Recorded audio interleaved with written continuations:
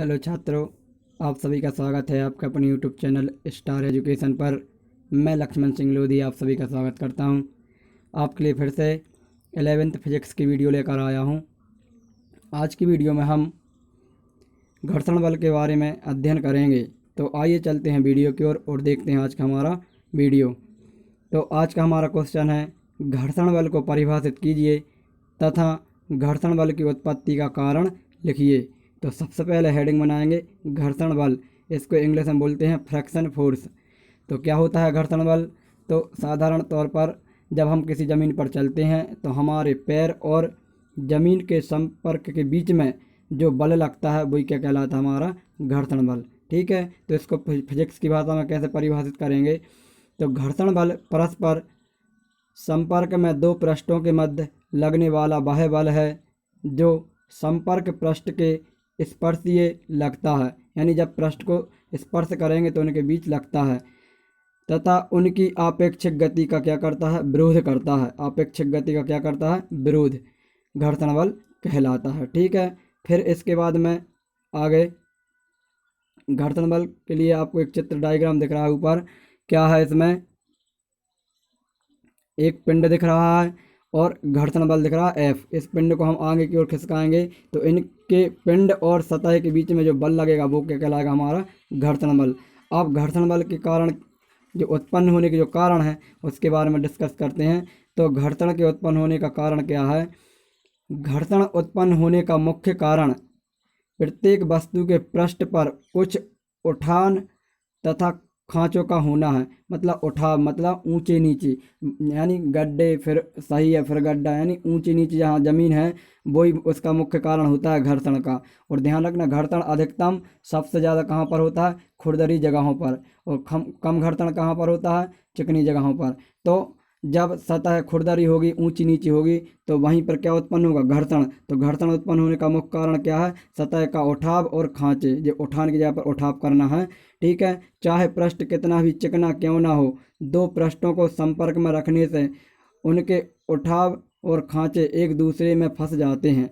ठीक है, कैसे? मतलब जब किसी ज़मीन पर हम कोई वस्तु रखते हैं तो वस्तु और ज़मीन के जो सतह है उनके बीच में कुछ खांचे रहते हैं। वो हमको दिखते नहीं, लेकिन उनमें कुछ न कुछ थोड़े खांचे रहते हैं, क्योंकि इस वर्ल्ड में कोई भी वस्तु पूर्ण रूप से चिकनी नहीं है। ठीक है, तो ध्यान रखना, उनके खांचे एक दूसरे में फंस जाते हैं। तो क्या होता है? चाहे पृष्ठ कितना चिकना क्यों ना हो, दो पृष्ठों के संपर्क में रखने से उनके उठाव व खांचे एक दूसरे में,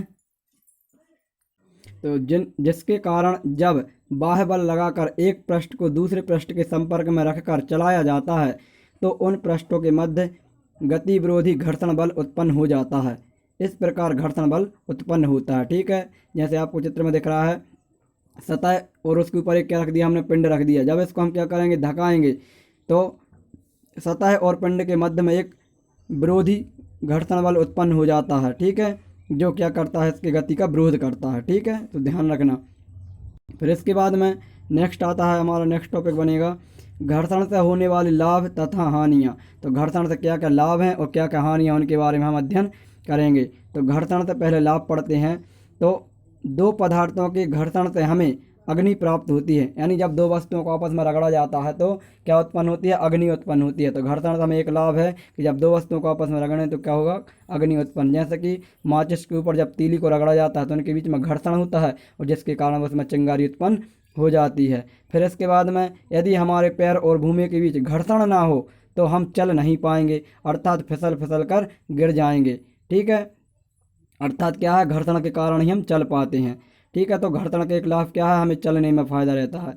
फिर इसके बाद में घर्षण के कारण ही दीवार पर कील ठोक पाते हैं। ठीक है, फिर घर्षण के कारण ही चौक से बोर्ड पर लिख पाते हैं। यदि घर्षण नहीं होता तो चौक से बोर्ड पर कभी लिख ही नहीं पाते, क्योंकि वो उस पर उभरता ही नहीं। ठीक है, फिर इसके बाद नेक्स्ट है, घर्षण के कारण ही ब्रेक लगाकर वाहनों को रोका जा सकता है। ठीक, फिर इसके बाद आती हैं हानियाँ। तो हानियों में क्या हो जाएगा? घर्षण के कारण मशीनों के पुर्जे घिसते रहते हैं। मतलब घर्षण होता है तो उनके जो पुर्जे रहते हैं, जो बात उसमें जो बैरिंग वगैरह डाले रहते हैं, वो क्या होते हैं? घिस घिस कर चिकने हो जाते हैं। तो एक ये नुकसान होता है घर्षण से। ठीक है, उन्हें बार बार बदलना पड़ता है। फिर नेक्स्ट आती है हानि, कि घर्षण के कारण ही मशीन को प्रदान की गई ऊर्जा का कुछ भाग ऊष्मा के रूप में परिवर्तित हो जाता है, अर्थात क्षय हो जाता है। इस उत्पन्न ऊर्जा के कारण ही मशीन का ताप बढ़ जाता है। यानी जब मशीन कार्य करेगी उसमें घर्षण उत्पन्न होगा तो उसमें कुछ ऊर्जा उत्पन्न होगी जो नष्ट हो जाएगी, व्यर्थ चली जाएगी, ठीक है।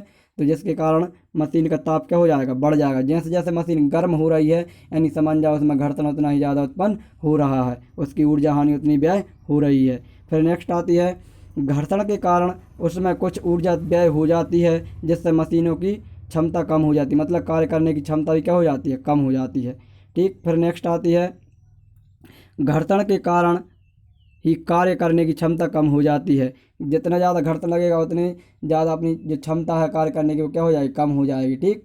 क्योंकि आप प्रैक्टिकल करके देख सकते हैं, यदि एक व्यक्ति दरदरी जगह पर और एक चिकनी जगह पर दौड़ेगा तो ज़्यादा देर तक चिकनी बस जगह पर जो दौड़ रहा है वो अधिक देर तक दौड़ सकता है, क्योंकि उनके मध्य घर्षण का मान कम रहेगा। फिर इसके बाद नेक्स्ट आता है, घर्षण के कारण ही वाहनों के टायरों के की कार्य करने की क्षमता कम हो जाती है, मतलब वाहनों के जो टायर हैं वो क्या हो जाते हैं, घुर जाते हैं। या फिर ये भी बोल सकते हैं कि हमारे जूते चप्पल घर्षण के कारण क्या हो जाते हैं, घुर कर नष्ट हो जाते हैं, ठीक। फिर अब आते हैं घर्षण को कम करने के उपाय। घर्षण को किस प्रकार से कम किया जा सकता है, तो वस्तुओं पर पॉलिश करके घर्षण को कम किया जा सकता है। पॉलिश करेंगे तो वह वस्तु क्या हो जाएगी, चिकनी हो जाएगी और उनके मध्य घर्षण नहीं होगा। तो इस प्रकार घर्षण को कम किया जा सकता है। फिर नेक्स्ट आता है, मशीनों में बेरिंग का उपयोग करके घर्षण कम किया जा सकता है। यानी मशीनों में जब बेरिंग लगाएंगे तो वो बेरिंग फ्री रहते हैं, यानी तेज़ घूमते हैं बगैर घर्षण के, तो हम बेरिंग लगाकर मशीनों में जो घर्षण उत्पन्न हो रहा है उनको कम कर सकते हैं। दो संपर्क तलों के मध्य तेल या ग्रीस लगाकर घर्षण कम किया जा सकता है। घर्षण का कम करना मतलब होता है वस्तु उस जगह को चिकनी बना देना, ठीक। फिर आता है, धारा रेखीय आकृति देकर घर्षण कम किया जा सकता है। यानी ज़्यादा मोड़ नहीं होंगे, सीधी सरल रेखा में कोई वस्तु चलेगी तो उसमें घर्षण कम उत्पन्न होगा, ठीक। फिर आते हैं घर्षण को बढ़ाने के उपाय। घर्षण को किस प्रकार से बढ़ाया जा सकता है, तो दो संपर्क तलों के मध्य धूल मिट्टी के कण डालकर घर्षण को बढ़ाया जा सकता है। यानी जब कोई वस्तु चल रही है, कोई वाहन रोड पर चल रहा है तो उस पर हम यदि धूल कंकड़ डाल दें तो क्या होता है, घर्षण बढ़ जाता है, ठीक है। यदि आपने देखा हो तो कीचड़ में यदि कोई वाहन फंस जाता है तो वहाँ पर हम क्या, रेत मिट्टी डालकर वहाँ से उस वाहन को निकाल सकते हैं, क्योंकि घर्षण का मान वहाँ पर बढ़ जाता है और वह आसानी से मिट्टी में से निकल जाती है। फिर मशीनों में लगे पट्टे या चिपचिपा पदार्थ डालकर घर्षण को बढ़ाया जा सकता है। अधिकतर जो चक्कियाँ रहती हैं, चक्की में जो बेल्ट लगा रहता है उस पर क्या करते हैं, लोहान डालते हैं ताकि वह पट्टा चक्की पर से उतरे ना, यानी उस पर घर्षण बना रहे, ठीक है। फिर आता है, मोटर वाहनों के टायरों में खांचे बनाकर घर्षण को बढ़ाया जा सकता है। आपने देखा होगा वाहनों जो कि टायर रहते हैं उनमें बहुत खांचे बने रहते हैं। क्यों बने रहते हैं, क्योंकि घर्षण अधिकतर बढ़ता है। यदि वो टायर चिकने कर दिए जाएंगे तो फिसलने का डर रहता है। फिर आता है, जूतों चप्पलों के तलवे खुरदरे बनाकर घर्षण को बढ़ाया जा सकता है। यदि चप्पल चिकनी हो तो हम गिर सकते हैं फिसल कर, ठीक। फिर इसके बाद में नेक्स्ट क्वेश्चन आता है हमारा, स्थैतिक घर्षण तथा गतिक घर्षण को परिभाषित कीजिए। स्थैतिक घर्षण और गतिक घर्षण क्या है, तो हेडिंग बनाएंगे पहले, स्थैतिक घर्षण। तो जब एक वस्तु किसी पृष्ठ संपर्क में स्थिर रखी होती है, यानी जब कोई वस्तु एक पहले से क्या है, संपर्क में बिल्कुल स्थिर रखी है, रुकी हुई रखी है, तब उस वस्तु पर कोई बाह्य बल नहीं लगाया जाता। क्या है, जब उस वस्तु पर कोई बाह्य बल नहीं लगाया जाता तो वस्तु पर घर्षण बल शून्य होता है। जब हम वस्तु को फिसला नहीं रहे हैं, सेम रखी है बिल्कुल एक जगह पर, तो उसके मध्य घर्षण का मान क्या होगा, शून्य होगा। यदि वस्तु पर अल्प परिमाण का बल इस प्रकार लगाया जाता है कि वस्तु स्थिर ही रहती है तो वस्तु पर संपर्क पृष्ठ के स्पर्शीय तल बाह्य आरोपित बल की विपरीत दिशा में स्थैतिक घर्षण बल लगता है। क्या होता है कि यदि कोई वस्तु स्थिर रखी है और हम पर उस पर कोई बल नहीं लगा रहे हैं तो उसका घर्षण बल क्या होगा, शून्य होगा। लेकिन हम उसमें अल्प बिल्कुल मामूली सा बल लगाएं और वह क्या रहे, स्थिर ही रहे, फिर भी क्या रहे, स्थिर रहे, और उसके मध्य क्या उत्पन्न हो जाए, घर्षण उत्पन्न हो जाए, तो ही इस प्रकार का क्या कहलाता है, जो आरोपित बल है वो क्या कहलाता है, स्थैतिक घर्षण बल कहलाता है। या फिर ऐसा ही बोल सकते हैं कि जब एक पिंड दूसरे पिंड के ऊपर फिसलता है या फिसलने का प्रयास करता है, फिर भी पहला पिंड ब्राह्म अवस्था में ही रहता है, तो दोनों पिंडों के संपर्क में तलों के मध्य लगने वाले बल को स्थैतिक घर्षण बल कहते हैं। ये ज़्यादा सिंपल परिभाषा इसकी। क्या है, यदि एक पिंड पहले से दो पिंड हैं, दोनों के एक दूसरे के ऊपर क्या कर रहा है, फिसला रहे हैं, लेकिन एक पिंड क्या है बिल्कुल विराम अवस्था में और एक पिंड क्या है उसके ऊपर फिसल रहा है, तो उनके मध्य में जो बल लगेगा वही क्या कहलाएगा, स्थैतिक घर्षण बल कहलाएगा। फिर इसके बाद नेक्स्ट आता है हमारा गतिक घर्षण बल। तो गतिक घर्षण बल क्या है, जब एक पिंड दूसरे पिंड के ऊपर फिसलता है तो उनके संपर्क तलों के मध्य कार्य करने वाले बल को गतिक या सर्पी घर्षण बल कहते हैं। ठीक है, ये हमारा क्या कहते हैं, गतिक घर्षण बल। ठीक है, इसके बाद में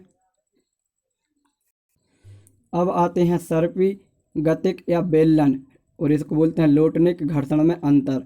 सर्पी को बोलते हैं गतिक और बेलन यानी लोटनिक, लोटन। ठीक है, जैसे आपने देखा होगा घरों में अधिकतर जो बेलना रहता है रोटी बनाने वाला वैसा ही, या बेलन बोल सकते हैं। ठीक है, तो सर्पी और बेलन, तो जब सर्पी का पहला पॉइंट, जब एक वस्तु दूसरी वस्तु के पृष्ठ पर फिसलती है तो दोनों वस्तुओं के संपर्क पृष्ठों के मध्य लगने वाले बल को क्या कहते हैं, घर्षण बल। इसमें क्या होता है, फिसलती है, ध्यान रखना, सर्पी घर्षण बल में एक पिंड के ऊपर दूसरा पिंड सिर्फ फिसलता है, क्या होता है, फिसलता है यानी इनका एक ही भाग संपर्क में रहता है। और जबकि बेलन में क्या होता है, इसमें फिसलता नहीं, इसमें लुढ़कता है। ठीक है, लुढ़कता है तो पूरा भाग इसका क्या होगा, जमीन के संपर्क में आ जाता है। तो जब एक वस्तु को दूसरे वस्तु के पृष्ठ पर लुढ़काया जाता है, ध्यान रखना, इसमें फिसलाया जाता है और इसमें लुढ़काया जाता है, अलग अलग हैं दोनों। ठीक, तो दोनों वस्तुओं के संपर्क पृष्ठों के मध्य लगने वाले बल को बेलन घर्षण कहते हैं।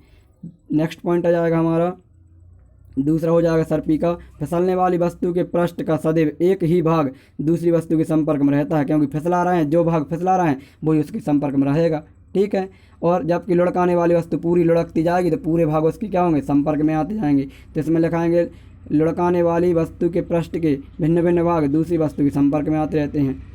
तीसरा हो जाएगा सर्पी घर्षण बेलन घर्षण की तुलना में अधिक होता है। क्यों, क्योंकि इसका एक ही भाग जब संपर्क में रहेगा तो ज़्यादा घर्षण बल मिलेगा, लेकिन जब इसका भाग हर बार हर स्थिति में बदलता जा रहा है, हर कंडीशन में हर समय में बदलता जा रहा है, तो इनके मध्य घर्षण का मान कम होगा। तो लिखेंगे बेलन घर्षण सर्पी घर्षण की तुलना में कम होता है। ठीक है, तो आज की वीडियो में इतना ही।